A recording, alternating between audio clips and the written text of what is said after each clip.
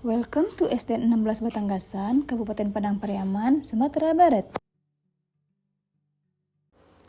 Halo Bapak dan Ibu guru hebat, perkenalkan saya Rati Permatasari Hardani, guru SD 16 Batanggasan, Kabupaten Padang Pariaman, Provinsi Sumatera Barat. Profil SDN 16 Batanggasan. SDN 16 Batanggasan terletak di pedalaman dataran tinggi perbukitan di ujung Kabupaten Padang Pariaman, Provinsi Sumatera Barat. Dengan jumlah murid tahun ini 24 orang, mulai dari kelas 1 sampai dengan kelas 6. Dengan jumlah tenaga pendidik 5 orang guru kelas, 1 orang guru PAI, dan 1 orang kepala sekolah. Dulu sekolah saya termasuk sekolah yang terletak pada daerah 3T. Semenjak 2019, sekolah saya tidak lagi termasuk sekolah 3T karena sudah masuknya listrik.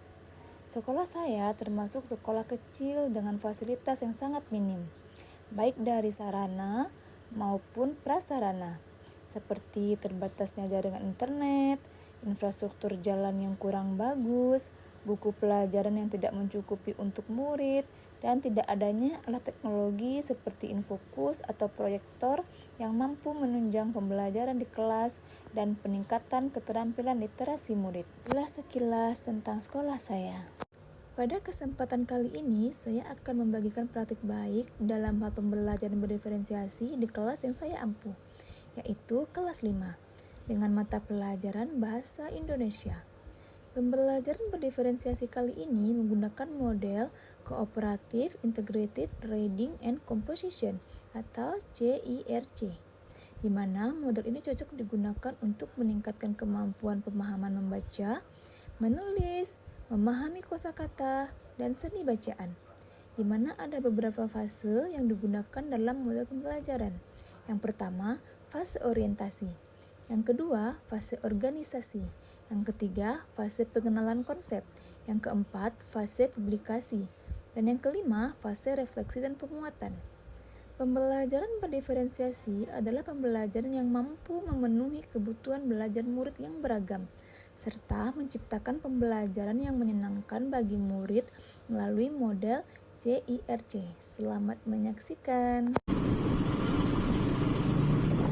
Inilah kondisi jalan menuju SDN 16 Batanggasan.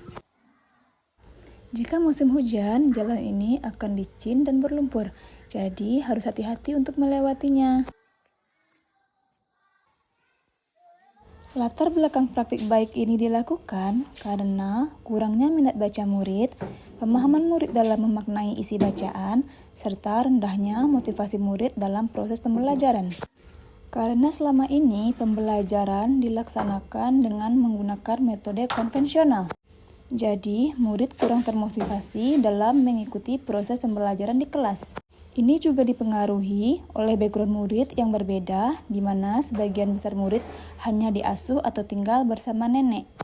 Kurangnya literasi murid dalam membaca bisa dilihat dari rapor mutu pendidikan sekolah yang sangat rendah. Setelah saya mengikuti program guru penggerak, saya banyak mempelajari bagaimana cara memberikan pembelajaran yang memenuhi kebutuhan murid. Salah satunya dengan pembelajaran berdiferensiasi.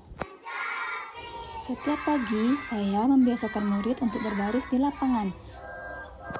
Kegiatan ini bertujuan untuk membangun kepemimpinan dalam diri murid, menyanyikan lagu wajib nasional untuk membangun jiwa nasionalisme murid, dan membiasakan budaya positif bersalaman sebelum masuk ke kelas.